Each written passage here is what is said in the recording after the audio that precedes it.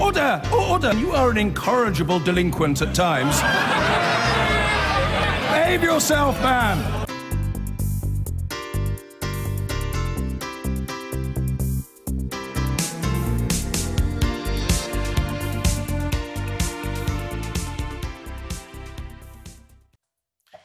Now, for decades, life expectancy has been steadily going up, but new analysis shows that, unlike other rich countries like Hong Kong or Japan, in England it has dramatically stalled since 2010, when the Conservatives introduced austerity. Experts say it could be linked to what they call miserly spending on health and social care. The Department of Health insists the NHS has just been rated the #1 healthcare system in the world. Our Home Affairs correspondent Andy Davis reports from Bristol. Nearly 100 years ago, men in Britain lived for an average of just 52.5 years, women 56. In a century, life expectancy rates have risen sharply. But something has changed in the last few years, says the leading health expert Sir Michael Marmot. And his analysis of figures for England leaves him, he says, deeply concerned. Up until 2010, life expectancy at birth for women in England had been increasing on average by 1 year every 5 years, and for men by 1 year every 3.5 years. But since 2010, the rate of that growth has almost halved, as women will only live a year longer every 10 years, and men just 1 extra year every 6. Why exactly, he's not sure. Levels of dementia may have played an important part, he says, but it's his comments on austerity which have generated the most attention. Well, I think austerity will impact on the quality of life of older people, particularly with multiple needs, including dementia and Alzheimer's, because a reduction in spending on social care, a failure of healthcare expenditure to increase in line with historical trends, will have an adverse impact on the quality of life of older people. It might, but I don't know this, also contribute to shortening the length of life. In the Beehive Centre in the east of Bristol today, a weekly lunch club run by the Bristol and Anchor Almshouse charity. Do the people here think austerity may be a factor in the slowing of England's life expectancy rate rise? I would say so, because I think if you can educate people, if you've got sufficient social services, you can educate people and assist them with diet and health and fitness, you are going to improve people's prospects of living longer. And do you think that's diminished in the last 10 years? Yeah, I would say so.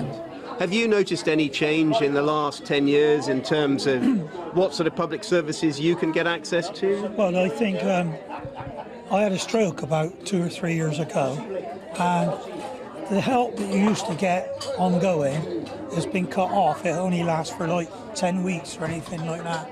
I have got a lot of things wrong with me, but I've got a marvellous surgery, and they are brilliant. I think I shall live till I'm 100. You know, because they are so good. So you've had a very good experience with the health services and care services? Yeah. And you don't think it's changed? No, I don't think so. Geographical inequalities have persisted, notes Michael Marmot in today's paper. Take Blackpool, where the average life expectancy there is 9 years fewer for men than it is in Kensington and Chelsea. And in Manchester, women live 7 years fewer on average than women in the London Borough. In Kensington and Chelsea itself, said Professor Marmot today, the life expectancy gap between the richest and the poorest is 16 years. In Bristol, it's 10 years between some neighbourhoods. In response, the Department of Health said that the NHS was recently rated the #1 health service in the world, with life expectancy rates continuing to rise. We continue to invest, said a spokesperson today, to ensure our ageing population is well cared for. Well, those new figures on life expectancy reveal the stark inequality in many parts of the country, not least Kensington, where some of the wealthiest residents live just a few streets from the wreckage of Grenfell Tower, a neighbourhood ranked in the most deprived 10% in England.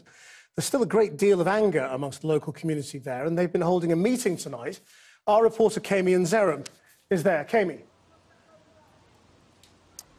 Christian, this is the latest in a series of meetings with the Grenfell fire response team that comprises police, the local council and Public Health England, with local residents. There are around 200 residents in the church meeting tonight, and as before, it was a fairly angry and testy exchange.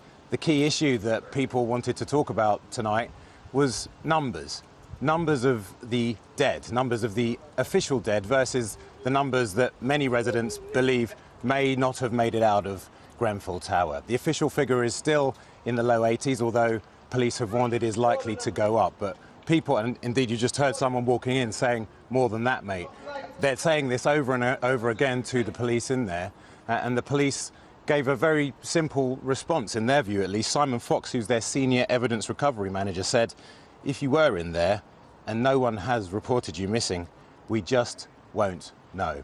So that feeds into the anger and the mistrust that people have with regard to dealing with the authorities on this. And to that end, a newsletter that the fire response team put out today talks about the structural integrity of the tower.